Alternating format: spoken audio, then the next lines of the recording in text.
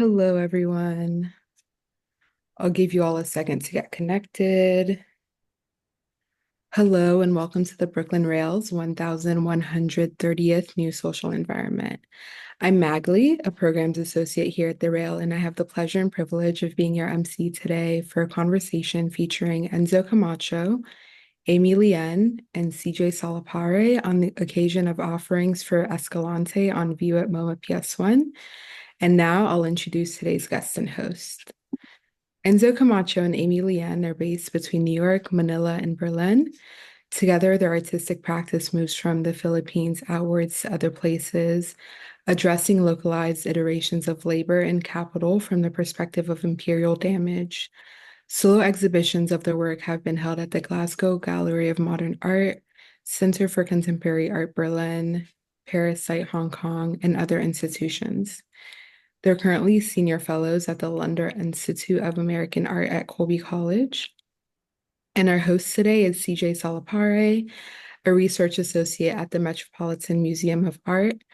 Prior to that, CJ was a curatorial assistant at the Whitney Museum of American Art, where he worked on Edges of Ailey.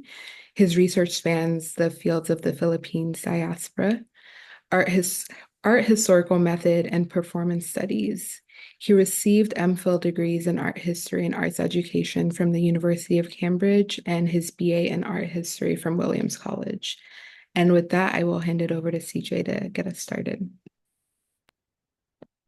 Great, thank you, Magley, and thank you to the team at the Rail for your just seamless kind of help with everything, from setting up the slides to making this all happen in such a kind of daily interval or recurrence. And thank you all for showing up the beginning of this holiday week. I know time is of the essence, so I'm sure we'll make it worthwhile.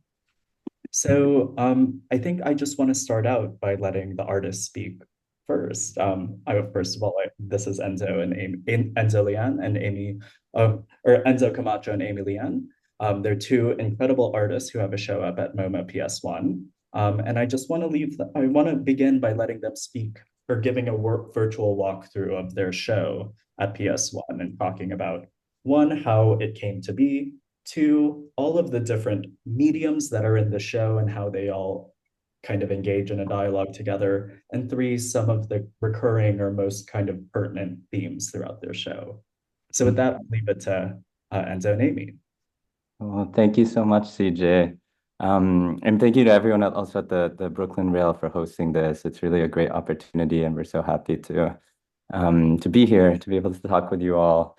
We thought maybe just to start, kind of before we get into sort of go through the specific works in this show, we thought it might be helpful, I guess, just to address some of what you were saying, CJ, how we kind of even arrived at sort of making the works behind this show. Because the show itself really comes out of this longer term engagement that Amy and I have been having with this particular space or particular site in the Philippines. It's an island called Negros. It's in the central Visayan region of the country. And it's most well known for being a sugarcane plantation island. And so it's the top producer of Philippine sugar, produces over 50% of the country's sugar. And I should also mention it's the island where my mother is from, so I have family ties to this place. And of course, I've been visiting since childhood to visit my family there, who is also, in fact, involved in the sugar industry and are actually a landowning family there. So this was sort of, one kind of entry point, I guess, when we started visiting there together. But Amy and I started visiting regularly around 2017. And the thing that really brought us there initially was, I feel like I should just start by saying that this project has really transformed, I would say, so many, this work that we've been doing there has really transformed so many aspects like of our artistic practice, but not just our artistic practice, but our practice as people in the world and political actors in the world. But when so back, like rewinding to 2017, I think we went into the project with this idea to research a particular painting on the island. I know CJ is very intimately familiar with, and I think we'll talk about a little bit later on. But it was a mural that was painted by this very interesting Filipino-American artist named Alfonso Osorio, who also had family ties to this island, and he's kind of this very eccentric, sort of queer modernist figure who was very close. He traveled around Paris and New York and led this kind of cosmopolitan artist life. But a lot of that, and was close to Jackson Pollock and Jean Dubuffet and all these kind of canonical figures. But a lot of this sort of cosmopolitan lifestyle really was rooted in sugar wealth, basically, because his family also came from this island, and they were the founders and owners of one of the biggest sugar mills at the time that is still operational today, called Victoria's Milling. So we kind of, we at that point, we were sort of artists who sort of had certain research interests, and decided to go to this island to research this painting. And early on, really, we already had a kind of inkling that we wanted to connect it to the specific environment that it's embedded in, which, of course, is the plantation environment, the environment of the sugar economy. So that was just the starting premise. It was one of those things where, like, once you start looking into that environment, I would say, we approached it with kind of quite naively and quite innocently, I think. I don't think we were fully prepared, actually, for what that would mean. And so once we started, like, looking into the sugarcane industry, very quickly you're just confronted with the most brutal forms of exploitation, oppression, and violence. I mean, it's unavoidable if you look, or if you sort of if you kind of pursue that line. So we started that research in 2017. 2018, I'd say, was kind of a turning point for us. It was the year that a massacre occurred in the north of the island, in this city called Sagay. That was a place that we had visited and had also met some artists there, done some research there. And it was basically a protest occupation camp of farmers who were fighting for their rights to land, food, dignified life. Was attacked by a team of gunmen that have yet to be identified or charged or anything. 9 farmers were killed. And so, it was one of those moments that I think for us as artists, we thought we were coming in to do this artistic research on this painting and researching this space. But I think that event really shifted a lot of the terms for us, because I think it was only then, I think, that we fully realized what exactly this was that we were researching, what is really at the base of this system that we were looking at. And at the base of it really is these forms of, really fascistic forms of violence on the part of both the state and private landowners. So it was kind of a turning point for us. And that, just to say, that was also the year that the Philippines was ranked, the deadliest country in the world for land and environmental activists. For the past 11 years, it's been the deadliest country in Asia. So that level of political violence, and much of this is concentrated, in rural spaces like Negros. It's a violence that really continues up until today. So I think, leading up to the work in the show, we were really, really the driving motivation was to address what is really an urgent and ongoing human rights crisis that is happening in Negros and in other parts of the Philippines. The levels of political violence that are really, like global thinking level of political violence. So that was kind of what, as we were sort of, starting to think about a new body of work or a new project, it just felt like we had to address what was happening there. So the way we did that, I guess, was by looking at a more, initially we were pursuing actually more recent killings that had been happening. There were so many to choose from. Some of those were challenging for all sorts of reasons, partly also for security reasons, because of the involvement of the military and local politicians. So we at some point shifted gears a little bit to look at a historical incident of violence. which is the Escalante massacre that happened in 1985 under the dictatorship of Ferdinand Marcos. And so that, the sort of, so this show and the works in the show really circulated or really centered this historical event, but again, really as a way really to talk about the violence that is still ongoing. And maybe I'll pass it on to Amy just to walk through the works. Sure. And maybe to add to what Enzo is speaking about in terms of the sort of ongoing violences in the Philippines is that and our relationship to working in the Philippines is that through this research, we also started connecting with activists in the Philippines and to essentially like a whole sort of revolutionary social movement. It's called the National Democratic Movement of the Philippines.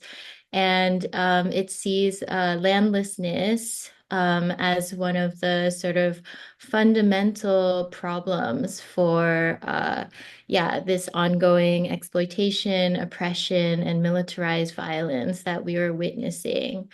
So I would say this was also like a major shift for our work to sort of like pivot from being just like artists who are trying to kind of like learn from and analyze and make art from like a situation like on our own to really sort of like aligning with and collaborating with participants for like a whole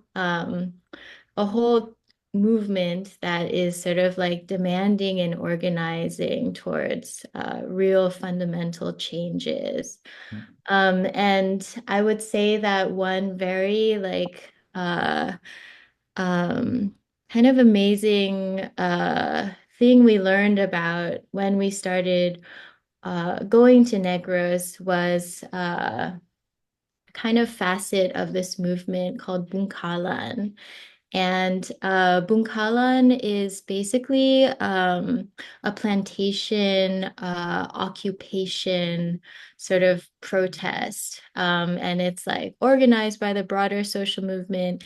And it's sort of addressing the sort of issues of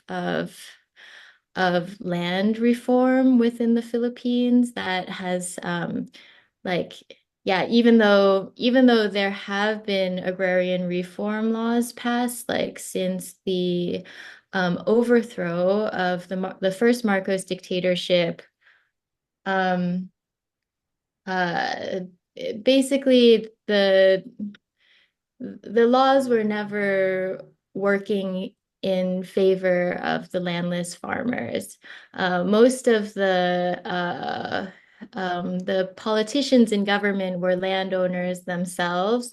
And so these laws were designed essentially with like a lot of legal loopholes and opportunities for the major landowners of the Philippines to sort of hold on to their property.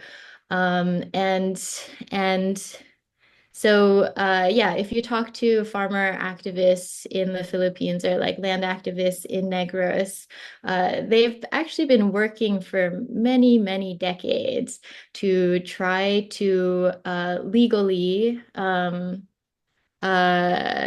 redistribute land to the plantation workers. And at some point, after decades of waiting, a movement started developing called Bungkalan, where sort of organized landless plantation workers would actually occupy unused plantation land, which they had a legal claim to under these agrarian reform laws, and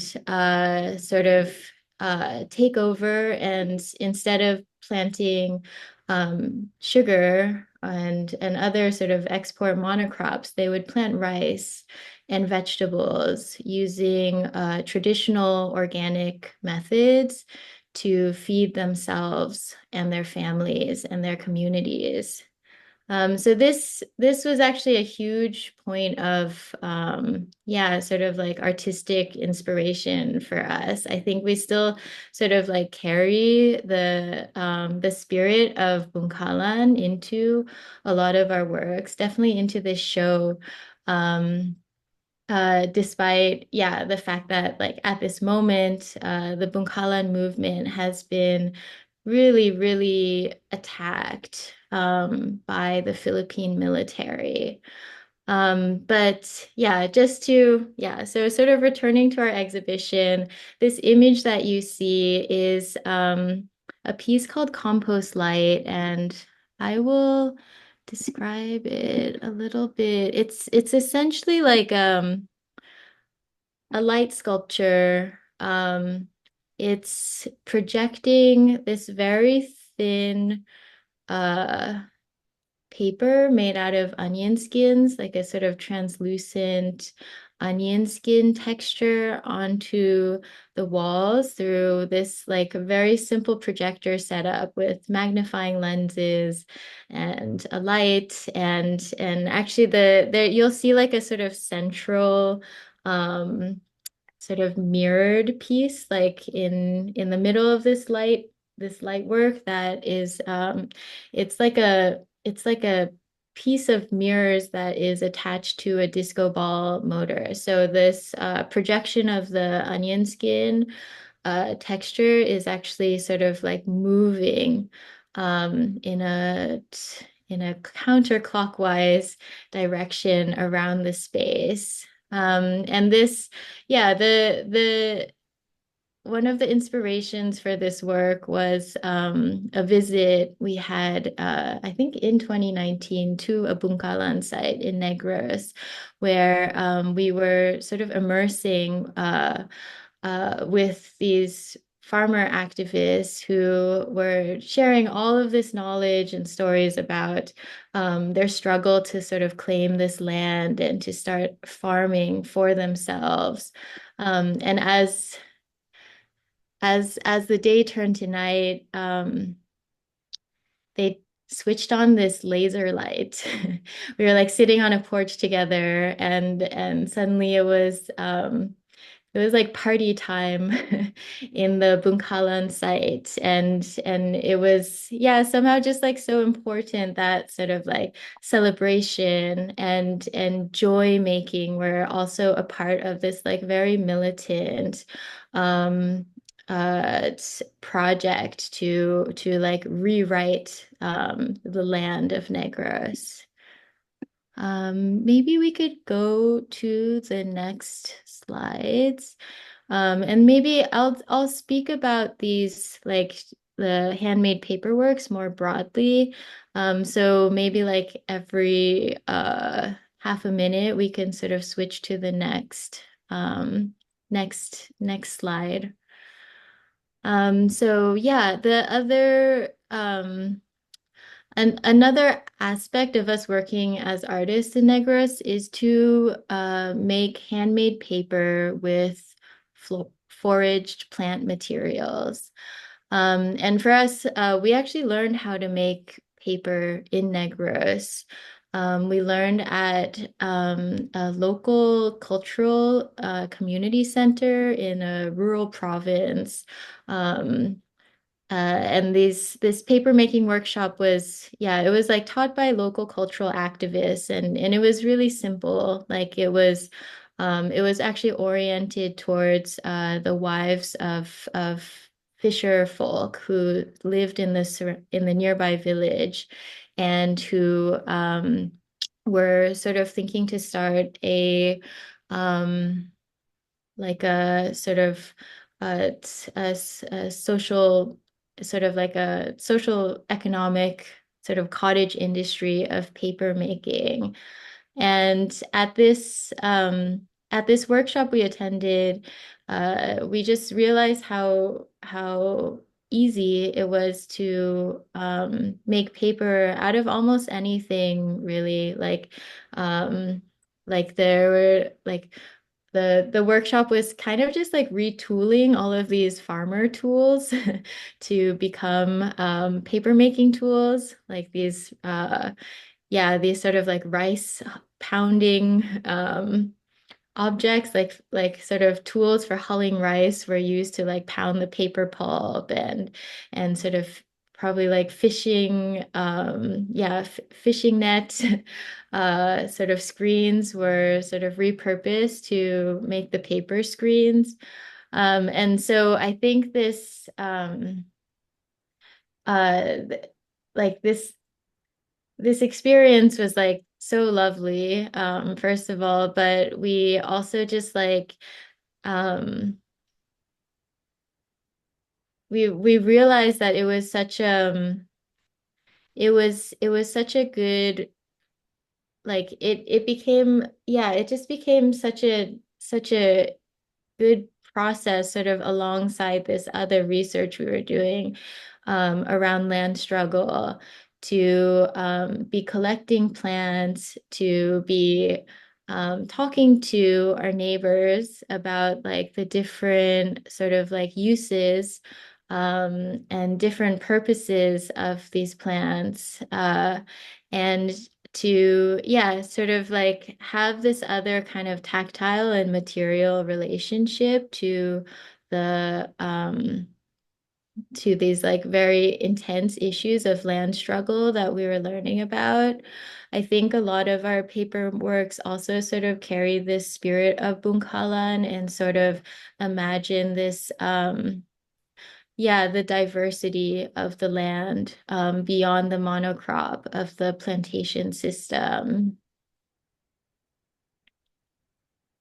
Yeah, actually, we could maybe stay on this slide for a little bit.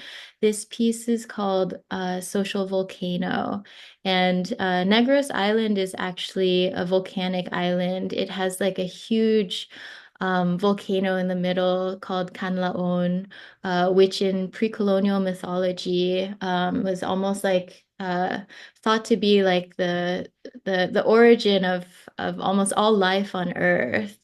So it's like a very sort of like significant sort of spiritual site in, yeah, even within sort of like the broader mythology of or the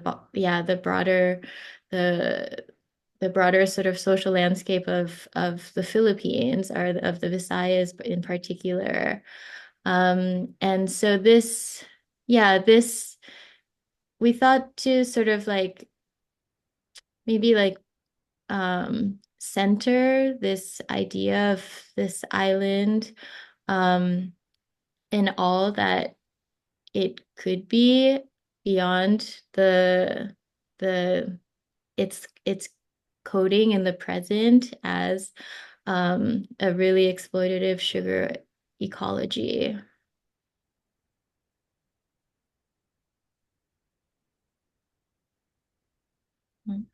Maybe I can, yeah, jump in to talk a little bit about the two moving image works. So as you move through the show, the first room was sort of the handmade paper works.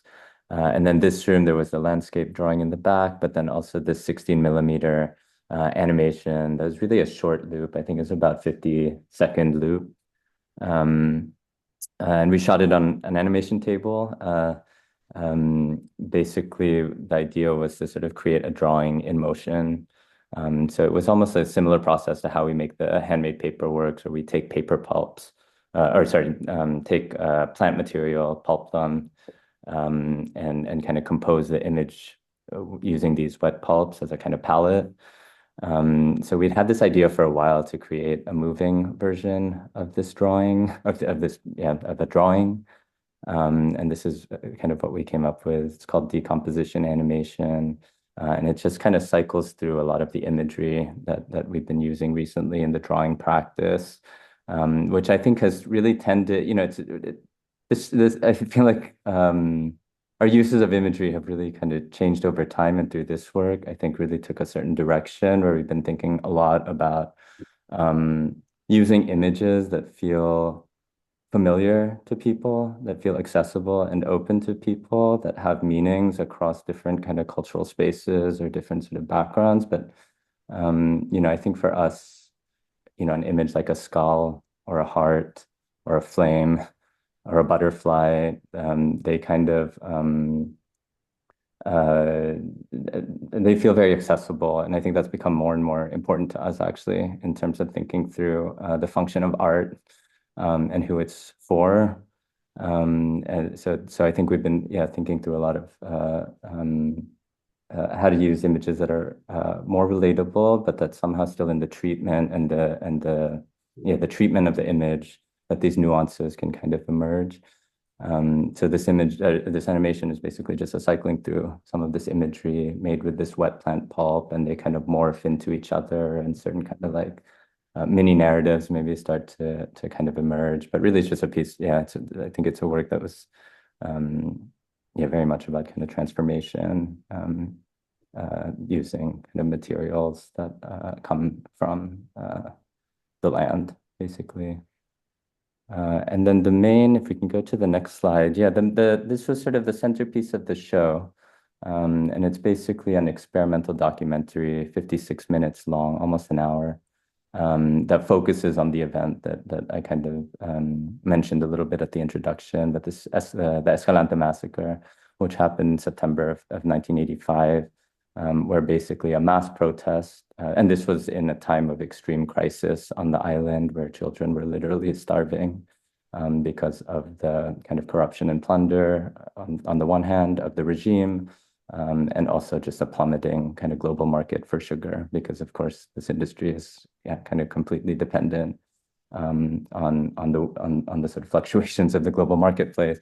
But at this time, basically, there was kind of extreme poverty, intense starvation, and therefore, of course, also people's resistance.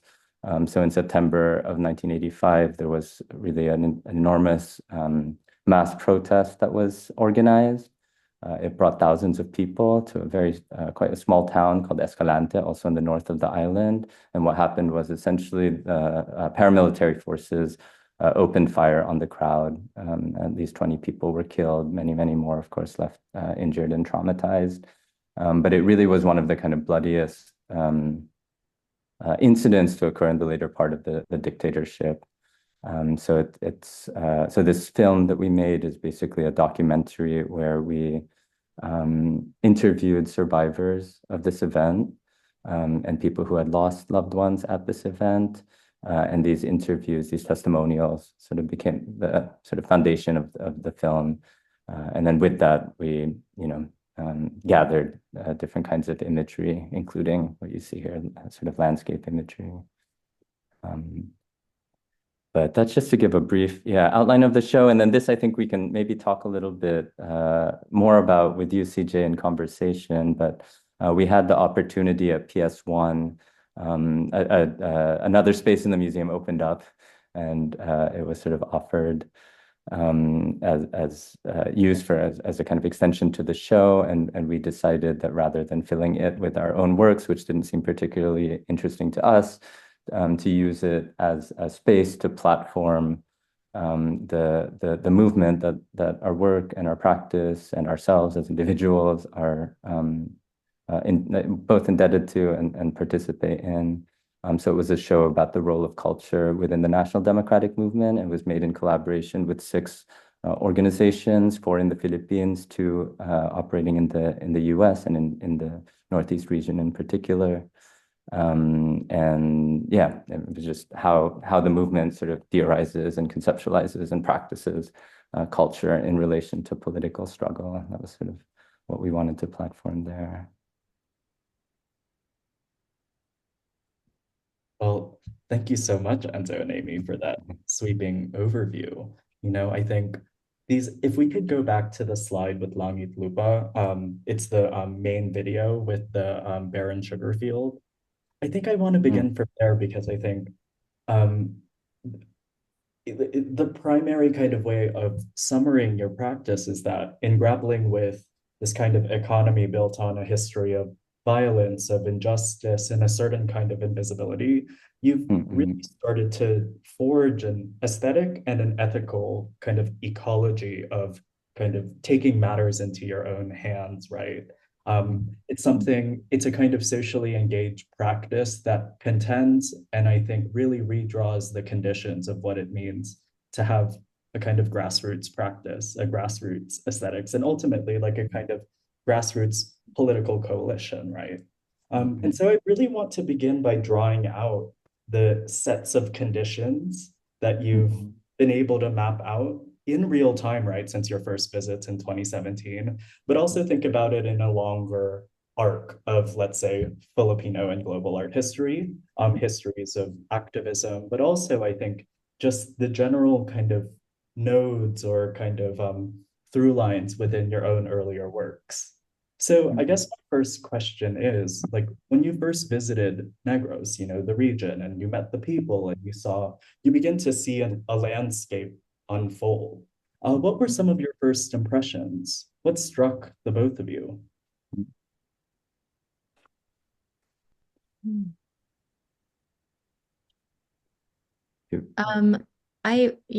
Maybe I can start because I had more of a first impression than you did. And to be honest, I was shocked.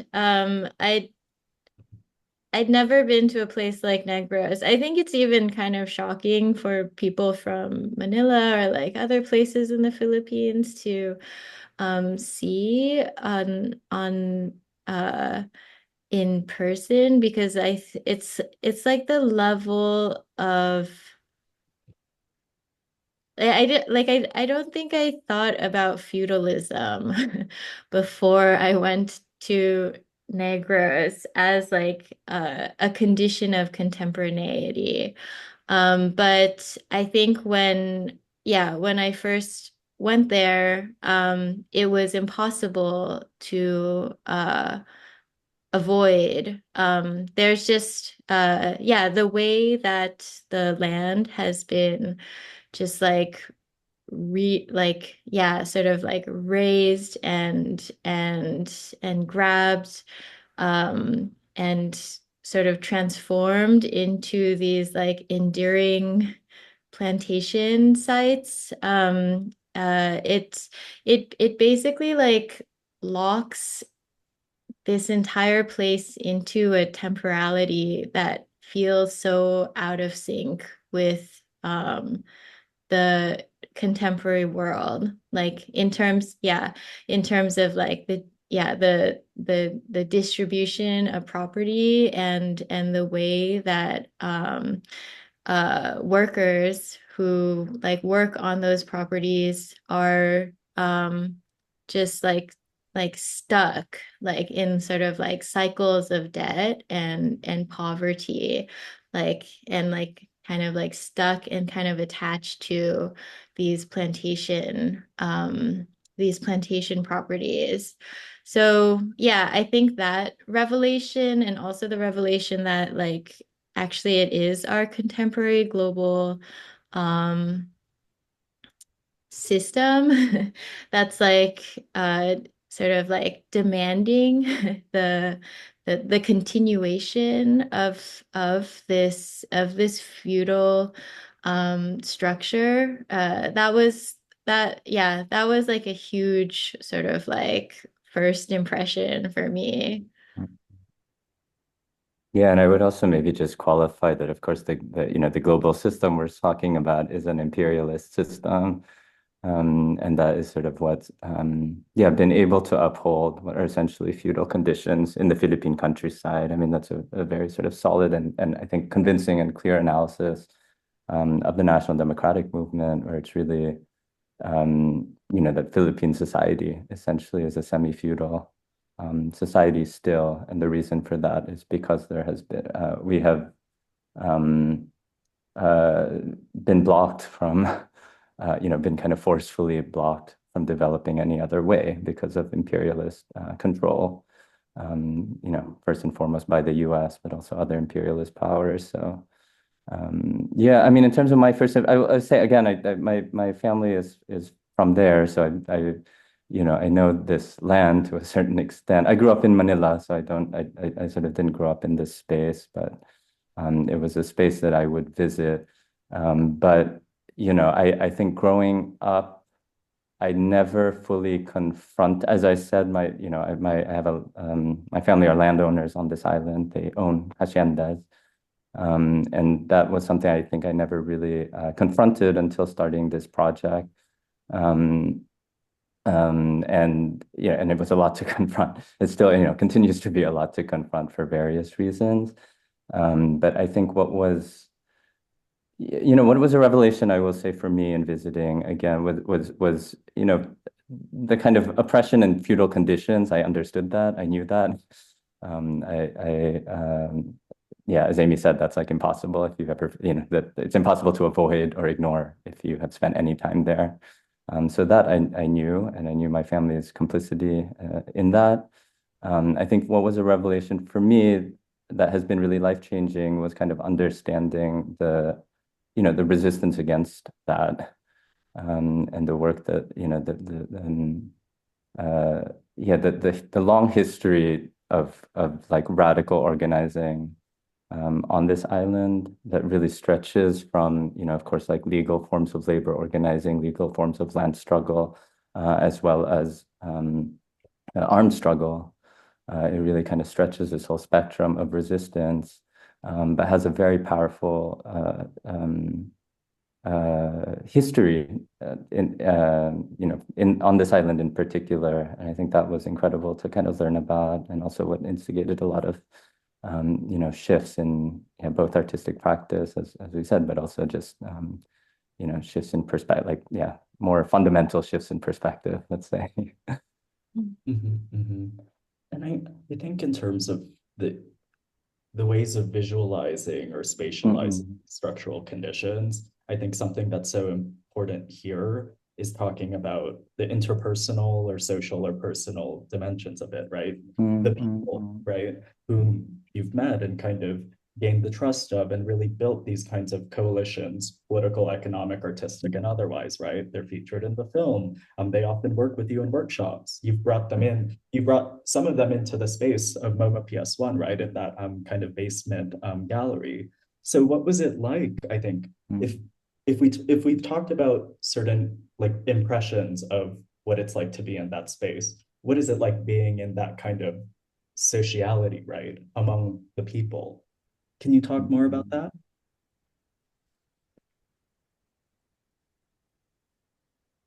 Dude, I can maybe jump off with a response to that. I think in terms of sociality on the island, the kind of feudalism that Amy was describing, I think really permeates through, and it kind of conditions so many social relations on the island. So I think if you're coming in, especially as that, like if it took us really a while to sort of just like have conversations that felt like somewhat uncoupled from these like kind of feudal scripts that I think really, just define some, as soon as they see you're from abroad, or you see you speak English, or you see, they hear, your family is this or that, they think there are, there are scripts to then how to sort of relate and behave. But then again, this was, again, to sort of like speak a little bit about like these revelations in terms of like learning about practices of organizing. When we went to visit that Bungkalan site that Amy kind of referenced earlier, this like protest occupation site that had been organized in part by folks from the National Federation of Sugar Workers, that is part of the, this kind of broader national democratic liberation movement.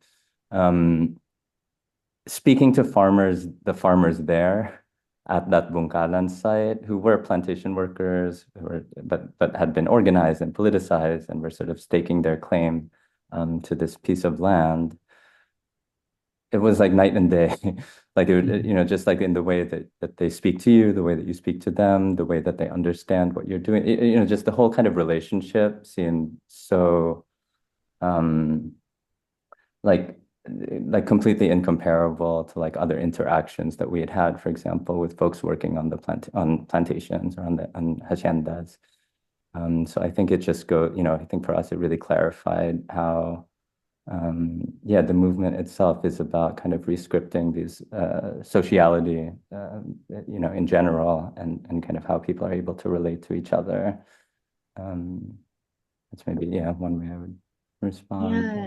And maybe to add to that, yeah, I really agree with what Enzo said about these, yeah, somehow the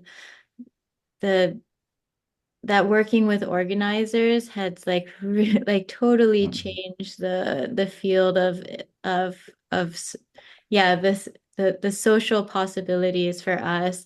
Another example is for our film Long at Lupa, we mostly worked with an organization which is like aligned with the National Democratic Movement, and they're called Martyr, which stands for Mothers and Relatives Against Tyranny and Repression. And they are basically an organization of survivors and relatives of victims of the Escalante massacre. And mostly still like yeah, like working on the plantation and sort of yeah, like living like poor farmer lives. But I think because they have this, yeah, they're sort of part of the broader movement. They've been organizing for, yeah, the sort of importance of the cultural memory of the Escalante massacre, which is also currently sort of like under threat of erasure. Now in the sort of like current and Duterte governments. But because they have been organizing for decades, their story wasn't just one of kind of victimhood. It was really the story of like a powerful social movement, like an incredibly organized protest and also the ongoing movement work that has to be done. Yeah, yeah. And I think if we can go to the slides with the art historical examples, I think ways that you've talked about, I guess, this kind of social dynamic, right, of outsider, insider, and of building these coalitions is, I think, a relatively recent phenomenon in art history in terms of socially engaged art, relational aesthetics, etc., but also in terms of, I think, this aligning of like artistry or aesthetics and politics, right? So I think if we use certain stills or the kind of one of the kind of cardinal subject matters of Lang at Lupa, right, the landscape, it's something that's prevalent in Filipino art history, but also in terms of certain global threads of art history, which is in the next slide. So we have someone like Anita, some of the kind of traditional masters of Filipino art, Anita Magsaysay-Ho and Fernando Amorsolo, right? But we also have people who kind of bring a new conceptual matrix to working with people working collectively, kind of working diasporically, right, in ways that don't feel so tied to an institution like Carlos Villa and David Manila. But also here, I mean, like I'm bringing up like a smattering of examples from the art history canon, right?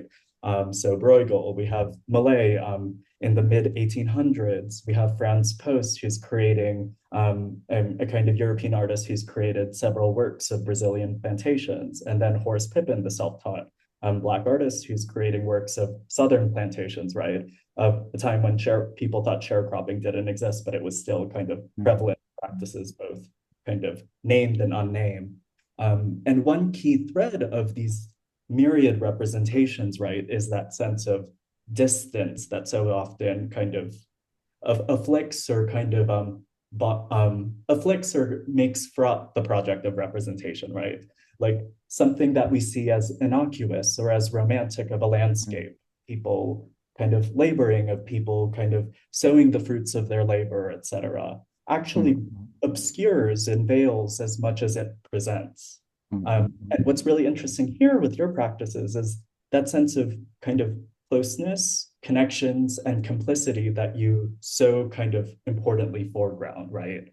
There's nothing, or how do I put this, in a complex set of matrices, right, that can't ever be fully resolved or can't be fully disentangled, you're seeing it not as a point of paralysis, but actually as a critical thrust for moving not just your practices forward, but one, a certain kind of visibility of these movements, two, a kind of platform for these organizers and for these coalition builders, but also three, for a kind of an issue or an endemic issue in the Philippines that has resonances globally, in terms of other kind of agricultural inequalities, right? The things that are not made visible. And so I guess in laying all of that out, I guess I really want to ask you about this sense of closeness isn't the right word, right? But I think just this sense of, if the current kind of mode or relationship is not one of a kind of critical or kind of socially enforced distance, right, between artist and subject, right? How would you kind of remap or kind of redraw those coordinates, or those, I guess, begin to speak about those dynamics? Yeah, that's a really great question. And yeah, I like the term complex matrices because they're so complex today. And there's like there's no clear way to there's no way to like wrangle a pure position out of any of this. But yeah, I think your question also made me think of like one aspect of this collective exhibition, which we organized with the 6 other Filipino activist collectives. And it was a table with photographs that were taken from kind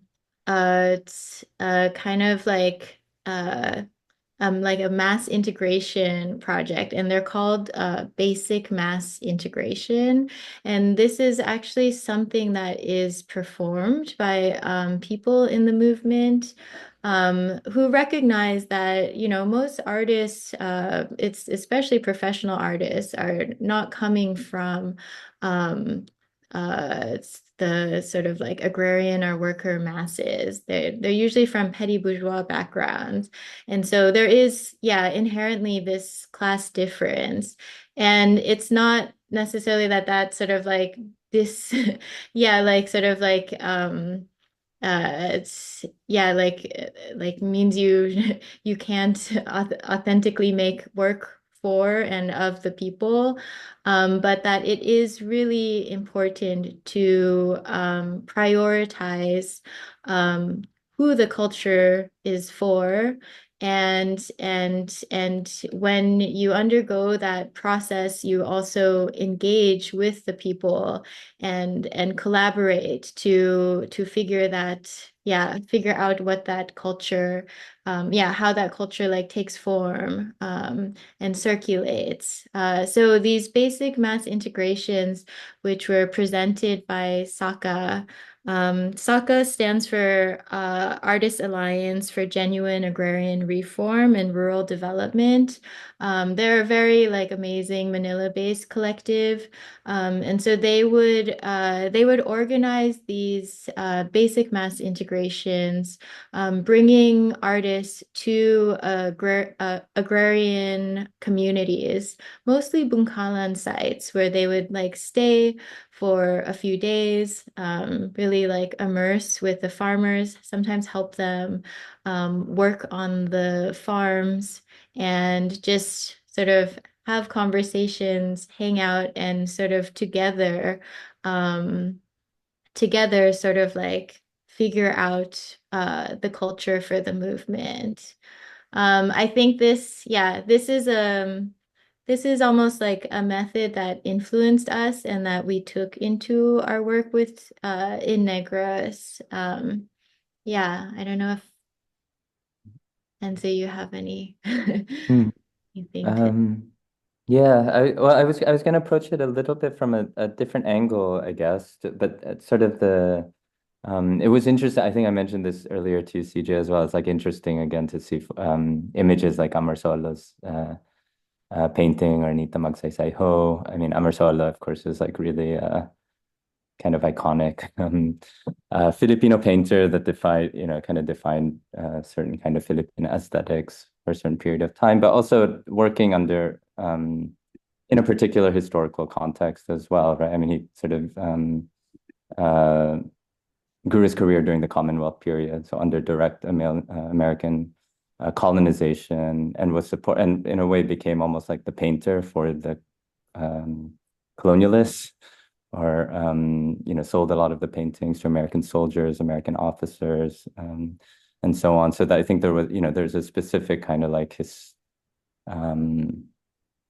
the way those images of pastoral life in the Philippines operate, I think was very much sort of kind of intertwined with the whole colonial project. And I think, the way that evidences itself, I think, in the paintings is that they really, a lot of people have different opinions on myself, but I always thought that it's such a specific idea of folk culture in the countryside, given the actual material conditions that people living in the countryside are facing. And the kind of like social unrest and sort of, just the particular kind of attitude that those paintings kind of exude, just feels really mismatched from reality, I mean, to be frank. So I think it's been interesting, so when we look at the kind of landscape tradition, and it is a rich, it's an interesting tradition. I think it's something that we've also have, tried to think a lot about as we've been doing this work. You could turn to I feel like comparing something like this Amar Solo painting, or even the Anita Magsaysay Ho painting, although that's also kind of working in its own way, and comparing them, for example, to depictions of farmers and peasants that emerged in like the 60s and 70s and 80s. I mean, one painter we had really been looking at quite a lot and had met several times was Nuno Lucio Alvarado, who's a painter based in Negros, and really depicting sugarcane workers in a very kind of particular way. Also, actually, quite in some, like he said, also was quite inspired by Osorio's Angry Christ painting, which you, I think, can see which you can see in his paintings as well. But but was also involved in organizing, so somehow like the depiction of the landscape was not just about folk rural life, but was really about the kind of contradictions that come with all of that. And I think in terms of our film, that was, I think the way we tried to deal with the depiction of land, first of all, stemmed from the fact that we were really trying to root this particular historical event of state violence, like brute state violence, into a history of the land, so that it was sort of an extension of or a part of the history of what has been done to the land. And that's why we opened the film, with this narrative, not about the massacre of the Escalante massacre, but this narrative about the deforestation that sort of prepared the grounds for the development of the sugar industry. So I think, that's just to say that I think like all of these ideas that we've been dealing with through this project around, specifically around state violence and political violence enacted by the state, or at least backed by the state, that these problems of militarization violence are really a direct extension of the land problem. They're inseparable. So in a way, these events are embedded in the land in the same way. So I think that's a lot of what we were, trying to think through in terms of how we were depicting the landscape in the film, that there's a certain kind of like, a lot of them are quite distant, but I think we tried to like insert a certain kind of uneasiness in the, into those images, so that they kind of, there's something that feels, even though there's not much movement going on in a lot of them, that they somehow feel tense. I think that's something we were aiming for when we were using them. Yeah, I know. I just want to be conscious of time and the Q&A. I feel like we can go in so many different directions. I feel like we're just at the tip of the iceberg. But I think I'm so struck by your use of the word mismatched, right? Like this sense of like something doesn't really fit with this. And I think it becomes more complex when you view it through the kind of lens or prism of violence, right? of a kind of unimaginable kind of history or trauma, et cetera, et cetera, et cetera, right?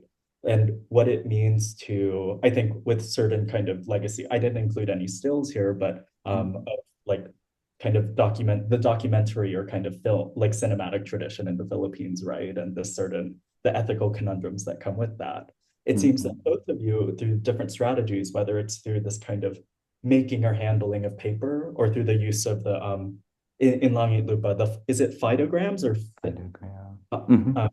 this kind of more abstract kind of visual experience as the testimonies kind of play out, right?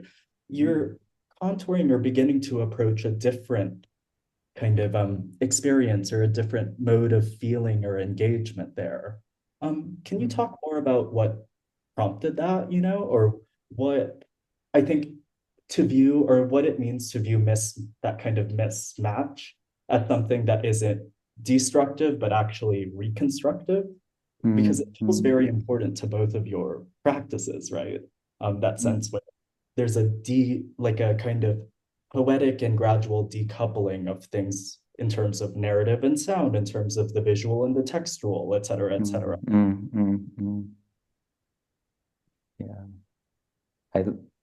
Yeah, I can jump in. I love the way you phrased that. I think that these so I really think dialect. I think through the film, I think a lot of the approach we were kind of trying to take was a sort of dialectical way of thinking through these mismatches that you're talking. I mean, yeah, one could call them mismatches, but just certain things that sort of create a tension between them. So I think, for example, with the phytograms that we were using, and that for those who haven't seen the film, I mean, these are it was an experimental 16mm film technique that we had been working with for this film, where you can basically soak plant matter that we foraged from around the island into the solution, and it brings out a chemical in the plant that allows it to develop. Like it brings out a chemical in the plant that has a similar composition to photographic chemical photographic developer. So when you lay it out on strips of film, it starts developing the film and leaves all of these, really incredible, for us, when we started working with it, it was kind of really incredible traces. And that's black and white film that we used in the film, but you get all of these tints and tones. And that was and we paired those, for much of the film, those are paired with the interviews themselves, right? So the spoken testimonies of this incredibly violent, traumatic event.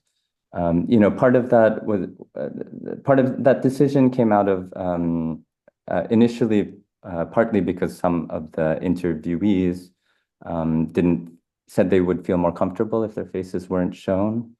So we decided to kind of make that a blanket logic for all of the interviewees. So we didn't show any faces in the film of the people being interviewed.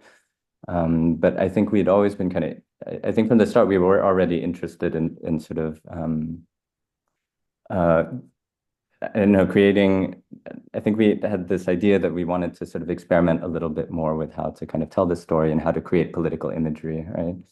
And both of us, I think, have been for a long time interested in experimental film, but felt like the potentials of that and like what these kinds of tactics, like visual tactics, can do in terms of just like how they can affect a viewer, almost like in a physical, phenomenological way. I think like the potentials of that we had sort of wanted to explore, but really in relation to like, with a more specific political project in mind, let's say. So it was like how to, I think we were thinking when we were working on the segments, it was like, what does this, what do these visuals kind of do to you as you're watching them? And then how does it sort of prepare you mentally, emotionally, psychologically, physically for the narratives that are being transmitted? And they do some, I think people have really different responses to it. It's been interesting to kind of collect some of those. I mean, even now when I watch them, I try to think about what it's doing to me as I'm watching and listening. And it's somewhere between, like for me at least, I would say it's somewhere between kind of like putting you in a meditative state, but one that's not totally at ease. Like there's something that's still a bit uncomfortable, or I don't know, somehow like because of the speed of the images or something, that it sort of puts you in a somewhat meditative state, but where there's still something kind of disconcerting. That's sort of how I come to think about my experiences watching it, but other folks respond to it differently.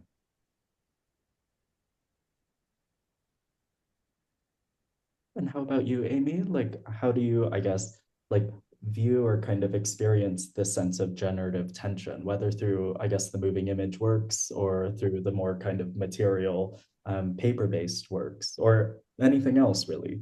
Yeah, yeah, thank you. I feel like yeah, it was really nice when we sort of like stumbled upon the phytogram technique in film because it felt like a really sort of like rich corollary to the paper making process. And yeah, I think there's something like um I think with like the paper making and with the phytograms, actually, you're sort of like you're kind of letting the form of all of these plants kind of like rise out and kind of like do their own thing. But it's like, yeah, it is like distinctly separate from a more sort of like documentarian, like sort of like landscape wide shot. Like there's just this way you're kind of just like moving moving plants around. Usually when you make paper, it's like a very wet process. Like they're very like suspended in water, and there's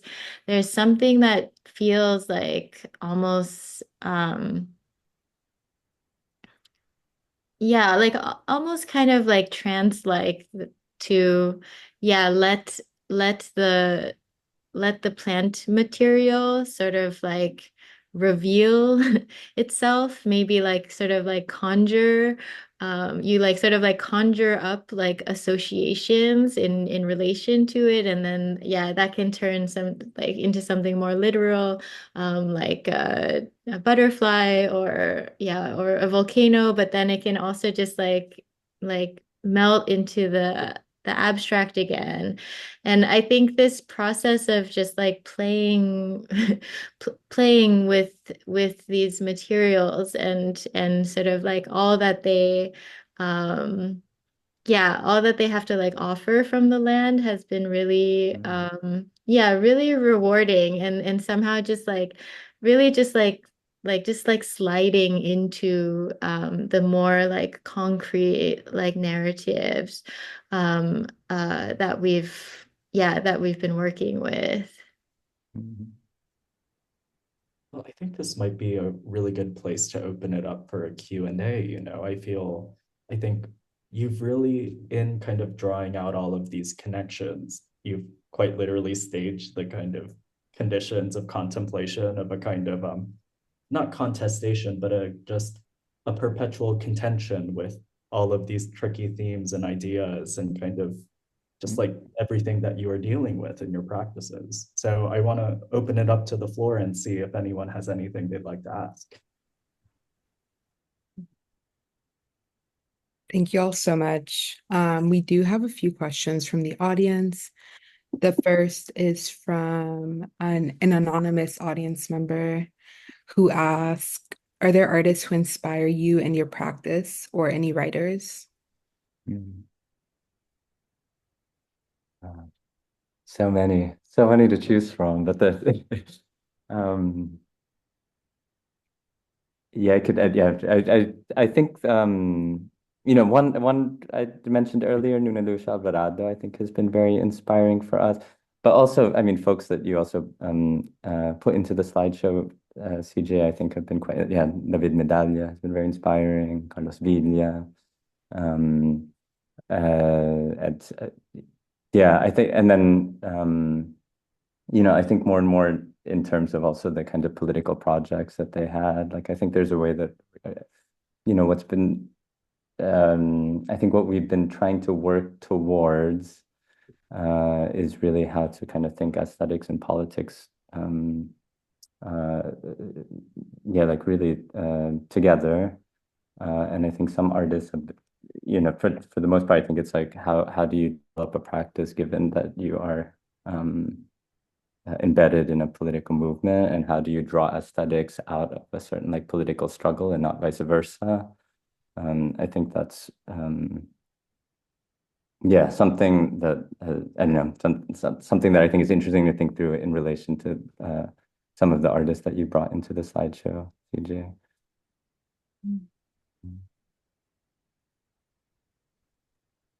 What about you, Amy?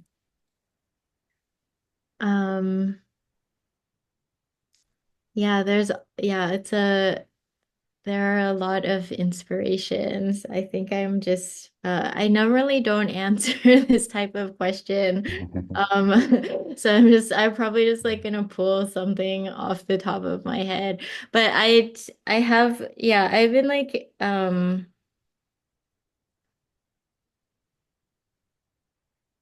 hmm. I've uh I've been like sort of like hovering around this book, Black Marxism, for some time, and by CLR James. And I think yeah, there's like yeah, there's something so kind of like rich about both the histories of yeah, like kind of like radical and revolutionary histories that sort of like are apart from the Marxist tradition, and then have yeah, I don't know, I just like have been thinking a lot about the ways that yeah, struggle against oppression, kind of like manifest both in like organized and unorganized ways. And yeah, this book is giving me a lot of food for thought. I would also want to mention Lino Brocha as like a big influence.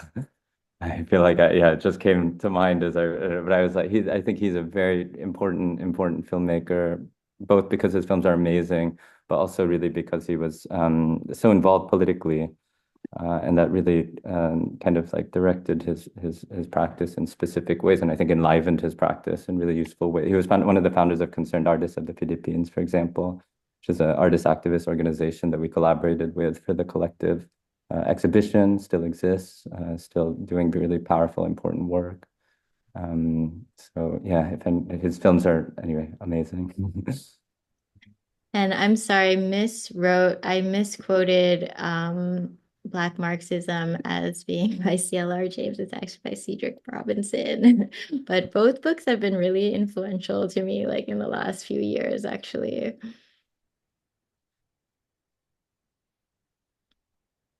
Thank you all for sharing your influences with us. Another question that we have is from Men, so I'll let Men go ahead and unmute. Hi, thank you so much for that conversation. It was so inspiring. I wanted to hear, I really like the point that you brought up about romanticism, CJ. And I wanted to hear a little bit more about like the dissonance between romanticized depiction of agricultural work and what it really is in capitalized society. I was wondering if I haven't seen the work just yet, and I'm excited to, but I wanted to hear a little bit more about the time-based work that you guys have on display, the decision to incorporate forged materials, which aren't really, or forged materials that, along with figurations that you carefully sort of decide to include and not include in different instances, and whether that ambiguity and the sort of careful selection is serves as or yeah, whether that ambiguity serves as a place for people to come to their own conclusions and kind of understand that like this gap without you providing what that gap means for the audience. Yeah.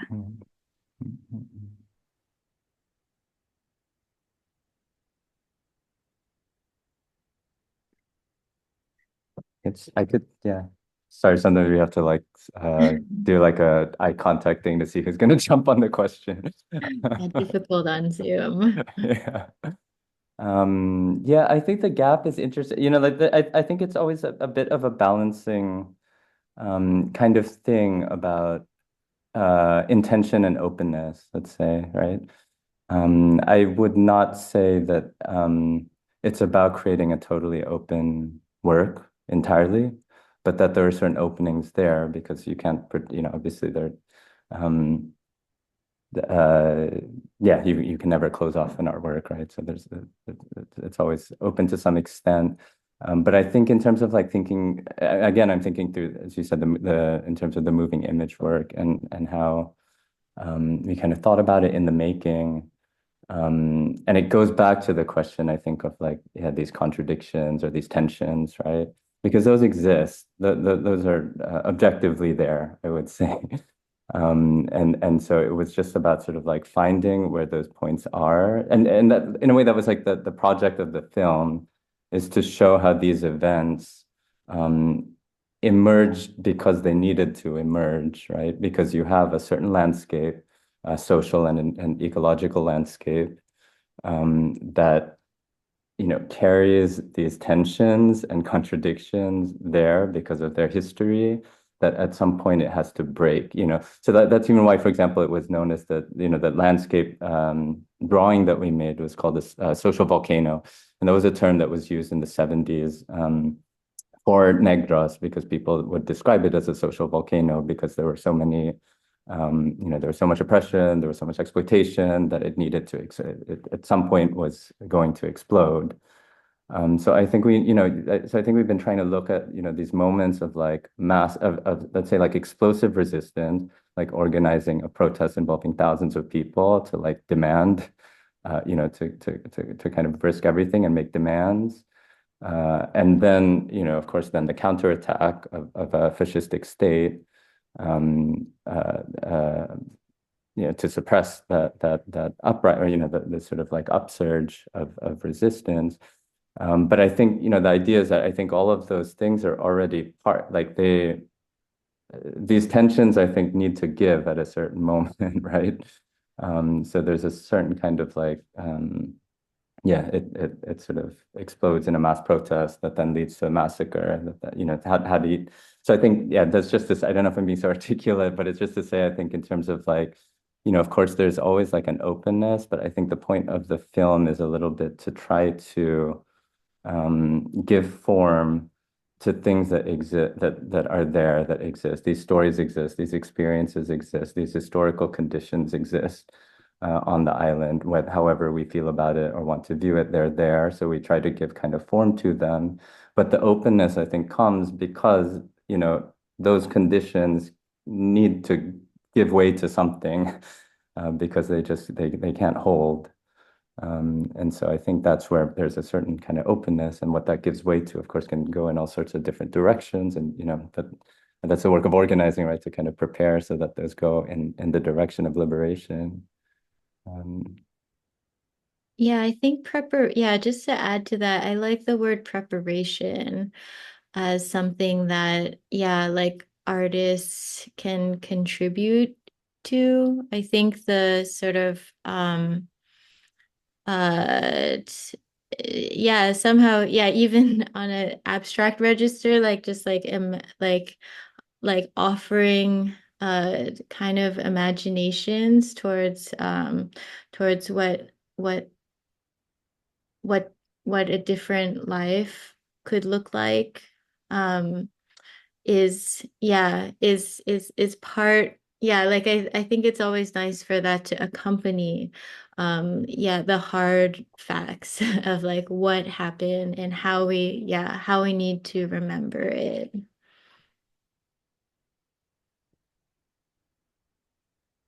Thank you for that question, Min, and thank you for those answers. Our last question will be from Chloe. Thank you so much, Enzo and Amy and CJ, for this conversation, which has been such a pleasure to listen to. Amy, your answer is such a good segue to what I wanted to ask, which is throughout this conversation today, I've been thinking a lot about the word offering. offering as, you know, that idea of a radical gift, that idea of imagining beyond the circumstances that we're in and around, and thinking beyond the transactional. And so I'm curious how your relationship to that word has changed with each exhibition of offerings for Escalante.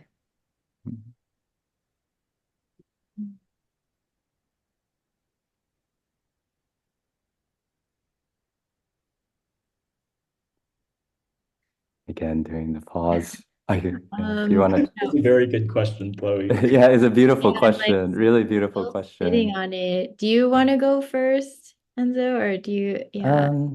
Yeah, sure. I call to mind. It's really such a beautiful question. Thank you for that. I'm also like letting it sink in. You know, there's a way I think in the context of the show, this kind of, and I love that you talk about it as a kind of in the realm of the kind of non-transactional. But you know, in the context of the show and the film, you know, the specific reference for it is this sort of offering to the deceased. That kind of you know, there's this sort of climactic scene in the film, or one of the final scenes in the film, where they like lay these offerings to the victims of this massacre. And I think we had thought about this show definitely in this way. And you know, so it's yeah, it is a show about I think trying to kind of commune with what has been lost. I think we've always thought about it really as a show of kind of collective mourning, collective grief, and how that needs to be a part of the political project by necessity, because we have had to deal with so much loss. And so I think, you know, in that way, I love the way that you spoke about offering, because I think those things, you know, like how do you, I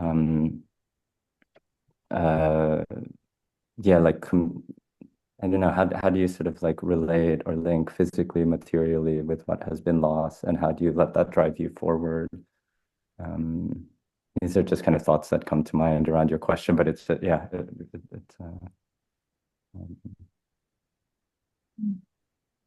Maybe to add to that, yeah, it was also like really important for us to have Escalante be this traveling place to sort of yeah, really, like it's such a small, like even within Negros, it's like kind of a small town.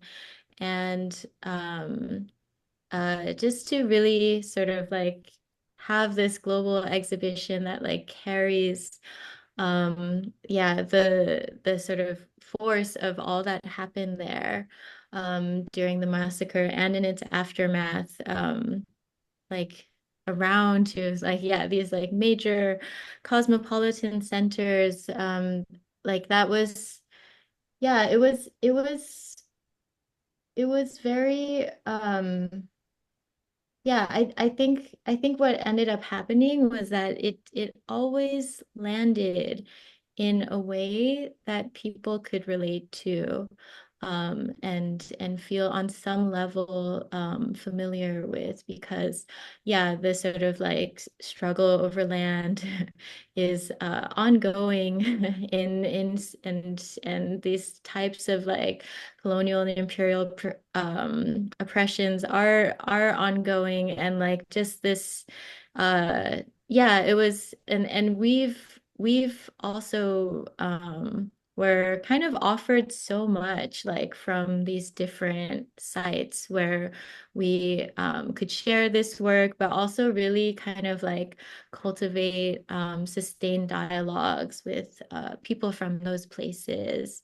So I think it's been really affirming, I think, in at this point in the world where so much terrible stuff is happening, to be able to see uh like a cultural site as a place where these kinds of like sorrowful connections can actually sort of like take place and somehow like kind of plant a groundwork for yeah, for potentially for like solidarity and resistance.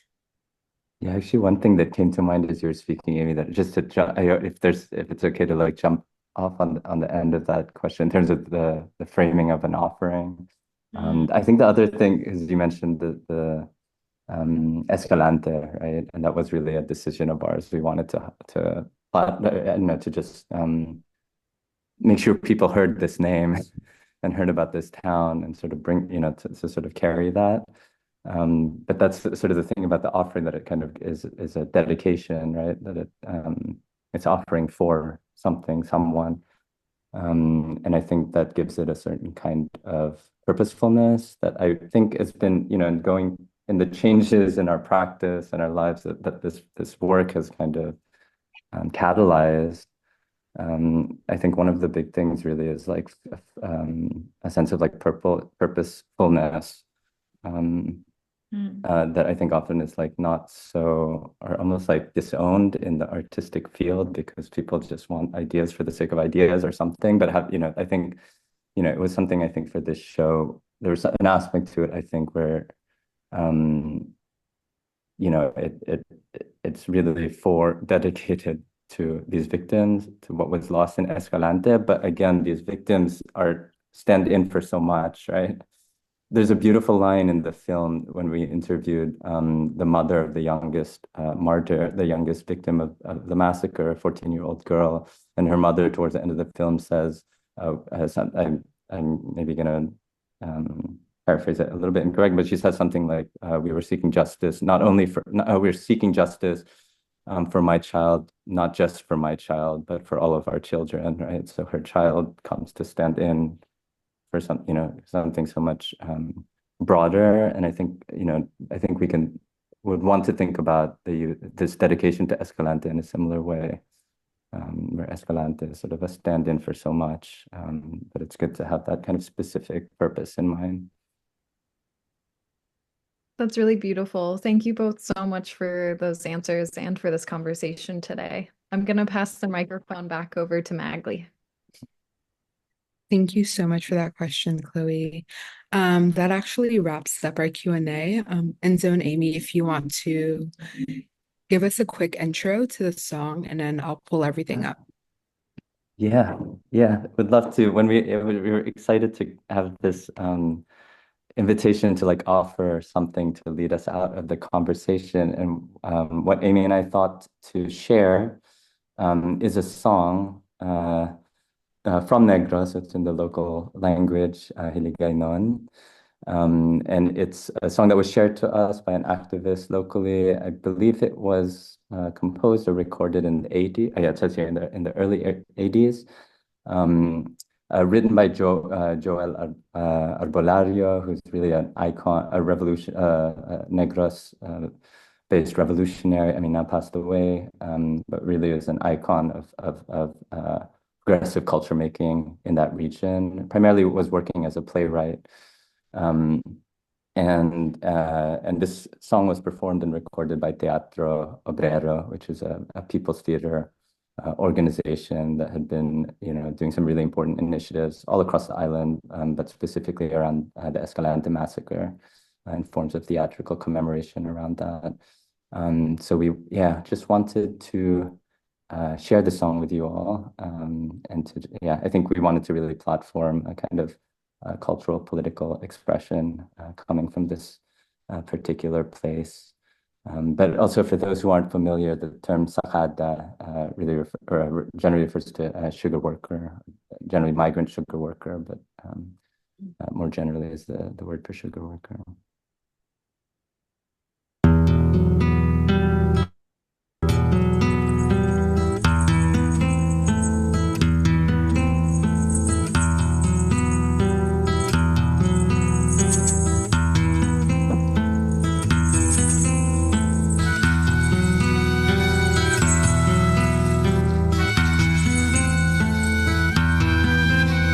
Sa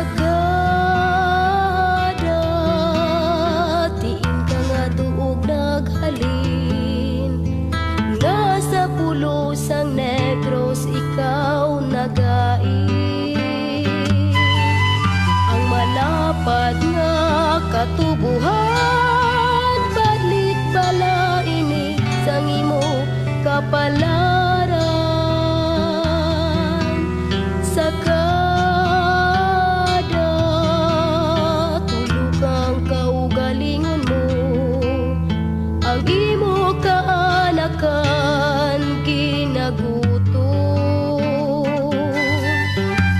ikaw bala magapadayon sa pagtapas ako't ikaw makakaon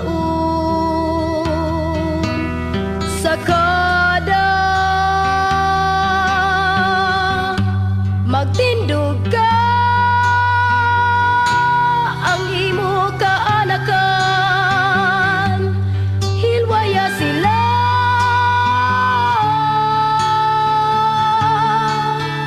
sa kada amo na ini ang tion agud makita mo ang bagong kaagahon kaptisang hugot ang imo ispading hawani ang dalanon padulong sa kahilwayan sa kada magtindog ka ang imo kaanakan hilwaya sila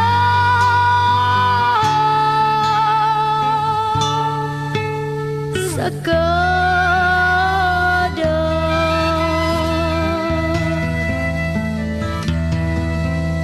sa kada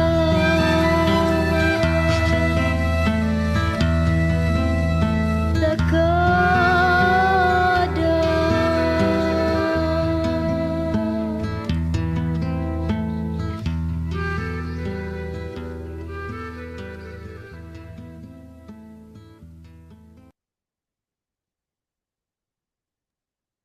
Thank you all so much. That was such a beautiful way to end such a wonderful conversation.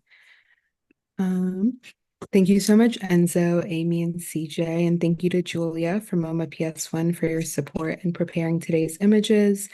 We'd also like to thank the Terra Foundation for American Art for sponsoring our NSE program and making these daily conversations possible, and for their support of our growing archive, which you can view on the Rails YouTube channel.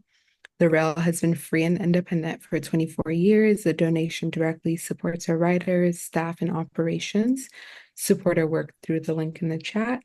And if you're free, join us tomorrow at 1 p.m. for a conversation with Chase Hall and Eugene Isai on the occasion of African at David Kordansky Gallery in Los Angeles. And as is Rail tradition, you can now all unmute and say hello and goodbye as you leave. Thank you again so much. Thank you so much, Everybody. everybody. Thank you so much. Amy. Thank you, CJ. Thank you, Amy. Thank you, Enzo. Thank you. That was so amazing. Thank you so much. Take care, everybody. It's a pleasure. Bye, Thank you. everyone. Bye. Bye, everyone.